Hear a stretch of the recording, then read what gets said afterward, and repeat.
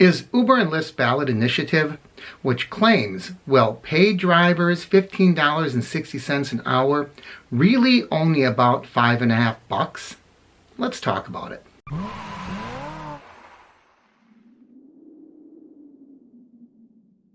Welcome everyone, Mark here from UberHints. I have been digesting a study for quite some time now, and you may or may not have heard about this. This comes from UC Berkeley's Labor Center.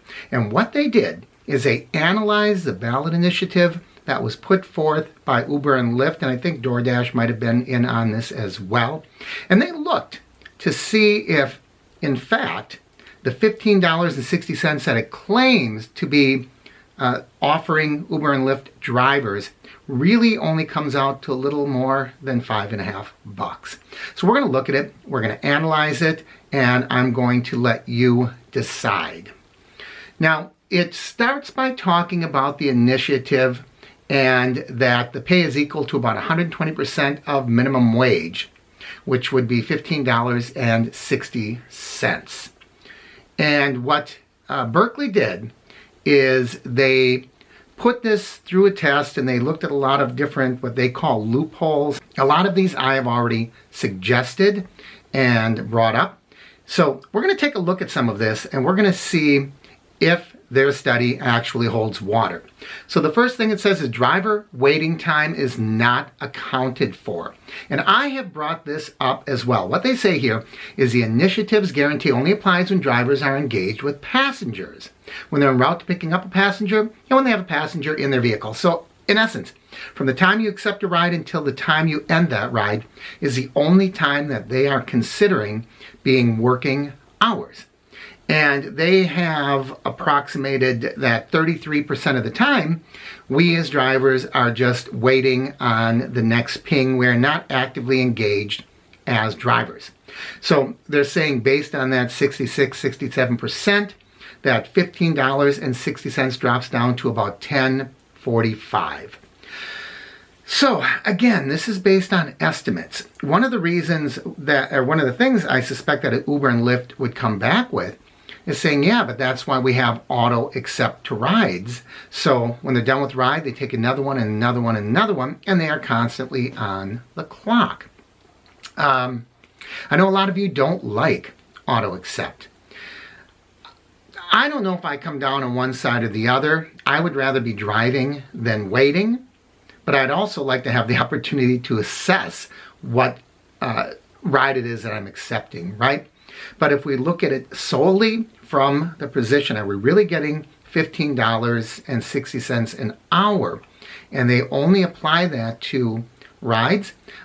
I kind of suspect that we would all want to have to put that auto accept in place. We'd turn that on just so we could make sure that we were getting that top amount, that full $15.60. Now I say we, but actually this only applies to drivers in California because they are the only ones that are affected by AB 5, and this ballot initiative is Uber, Lyft's, DoorDash's response to AB 5.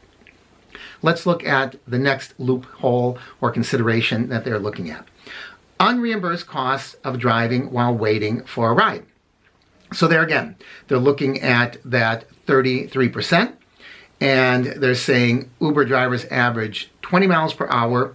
Therefore, they drive 6.6 miles each hour that will not be reimbursed. And then they apply that to the current IRS allowance of 58 cents a mile. And they subtract from that now $3.83. They're saying that that 6.6 miles multiplied by the 0.58 of unaccounted for mileage that we use, we put on the car, but it's not during active driving. So they're going to take that now and knock out another $3.83. And that brings it down to $6.62. All right.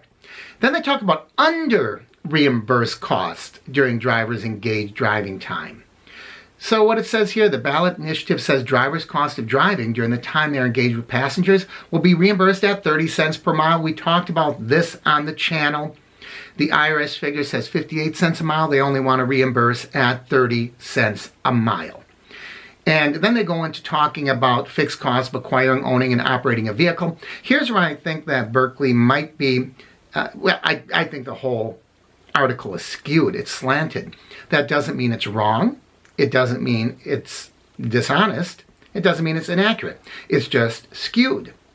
Just like you could say that, Fox News or CNN both skew it towards, right wing, left wing. It doesn't mean that they're lying. It just means they're skewing their coverage and the way they present things. So they're kind of skewing this.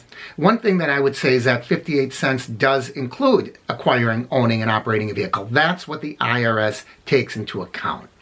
So they say that drivers need to cover fixed costs of owning and operating a vehicle. Yes, they do at that 58 cents. Now, what they are failing to recognize, if Uber reimburses a driver at 30%, that still, or at 30 cents, that still leaves 28 cents that we can claim. So it's not like we're not getting the benefit of that 58 cents a mile. That 58 cents a mile has never been an actual operating cost. It can't be.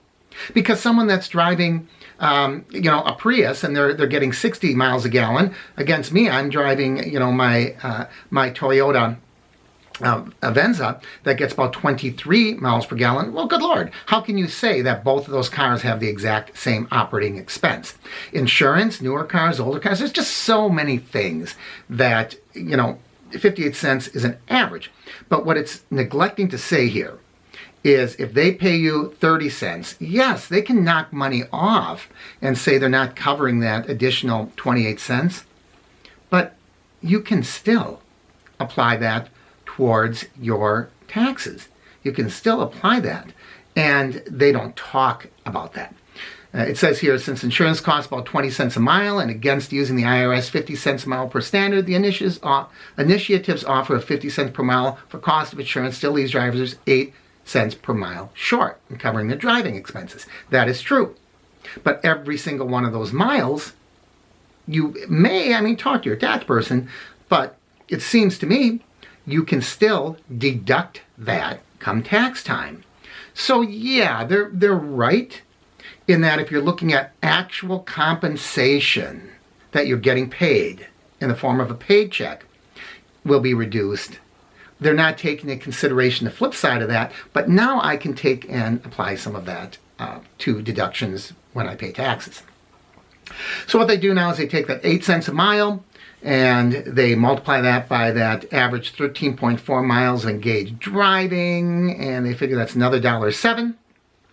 They're subtracting that now from our $6.62. So we keep, chipping away, and they come up with $5.55. Then they get into the health care stipend. And this is where it gets a little more complex than I really want to get into. If you're not confused now, this health care stipend will confuse you. But essentially what they're saying is drivers who average at least 15 engaged hours will qualify, and they're in an enrolled healthcare, that's important, will qualify for a stipend, getting a little bit of money to pay for the insurance that you're already enrolled in. Drivers averaging at least 15 but less than 25 would receive a stipend equal to 41% of the average premium for California Bronze Plan, and those working 25 hours will get 82%. So they're talking about the more hours you drive, the more money you're going to get. In my mind, that makes sense. Why would you give someone full benefits when they're not driving full time for you? So what they do is they estimate the stipend for a 30-hour week would average about $1.22 an hour, and they add that to the $5.55. So that's how they get up to $6.77 now. Now they're saying unpaid taxes. So as independent contractors, we're supposed to, I don't know if you're doing it, but you're supposed to be paying both sides, the employer share and the employee share payroll taxes. So what they're saying, the cost of these taxes and the value of those benefits together add up to about $1.13 per hour. So they subtract that from $6.77 that they just arrived at. So they add a little bit. Now they're pulling back for additional taxes we pay as independent contractors, and that comes back down to $5.64 an hour. $5.64 an hour is the real takeaway pay, is what Berkeley estimates based on all those things I told you. Now, I know I went through this kind of rapidly. There's a whole lot of math here. If you want to find it, just search Uber Lyft ballot initiative Berkeley, and you will find it. Then they have a paragraph, and this paragraph I think is where I say it does show the bias, because it's called closing the door to higher standards. Well, that's a matter of opinion, right? I happen to agree that they are not doing, right by drivers, but just because I agree with it doesn't mean that it's something that should be put into a study. You see what I'm saying? I think studies should be unbiased, and here Berkeley is really showing their bias. I happen to agree with the bias. It doesn't mean that it's a right thing to put into a study. So what they're just saying, is this good? Is this really good for drivers, or is it just making working conditions worse for drivers, is what it says. And then they talk about future amendments and caveats. It does say here, finally, it's important to note that nothing in AB 5 requires companies to reduce drivers' flexibility over the hours they work. I say that just about every doggone time that I've talked about AB 5. It doesn't say just because AB 5 passed, just because Uber and Lyft may, keyword here, may have to make drivers employees, does not mean they cannot continue to allow flexibility. I have said that ad nauseum, and finally, we have an organization recognizing that in print. It's important to note that nothing in AB 5 requires companies to reduce drivers' flexibilities over the hours they work, and that is true. The one thing they don't say, neither does it say it requires them to become employees. All it does is tighten the standards. And Uber and Lyft, as you can see, are fighting that tooth and nail. And in the conclusion, once again, this is opinion. This is not based on study. It does say New York's pay standards, which went into effect January of this year, show that drivers' earnings can be increased while preserving flexibility, maintaining service levels for customers. That's open to interpretation and opinion. Service level, what do you consider a service level to be? I still get a variety of different levels of service from different drivers, whether I'm in New York or not. But hey, that's Berkeley's analysis. I think there is a lot of credibility to it. I also think there's a lot of bias to it. But the upshot is, California is our testing ground. And what you're seeing in California is probably the future of rideshare that's eventually going to trickle into the other 49, or if you want to take New York City out of the mix, 49 and a half, well, 48 and a half, right?